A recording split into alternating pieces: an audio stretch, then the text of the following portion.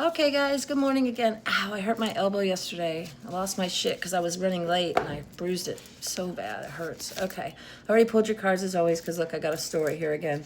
All right. Hope, wish, promise, optimism. Have hope that this, sorry, I didn't show you, that this third-party situation will balance their scales. Or not hope, be wishful, be optimistic, be mindful, be happy, think positively. You know, she got her fingers crossed there that the third party situation will balance itself out. The fraud and the lies, the corruption that's been going on behind your back. Someone tried to steal your identity or steal your information, and they're corrupt.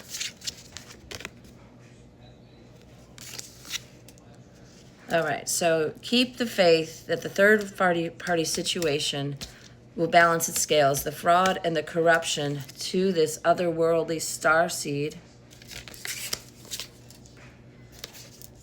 and the spell work. Have hope that all this stuff is ending. The fraud, the corruption, the spell work, the hexes, the curses, the candle magic, leaving you in lack and never find love.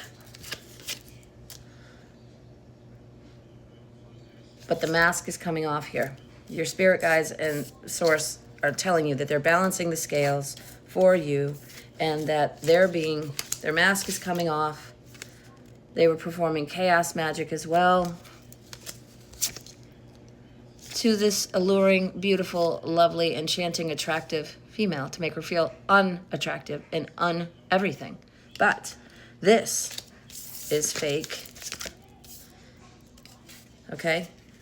But this candle magic, chaos magic, fraud, and corruption is coming from this third-party situation for this starseed. But they want you to keep optimistic that the scales are going to balance. And all that spell work and abandonment that you've been feeling from this situation. Yeah, excess.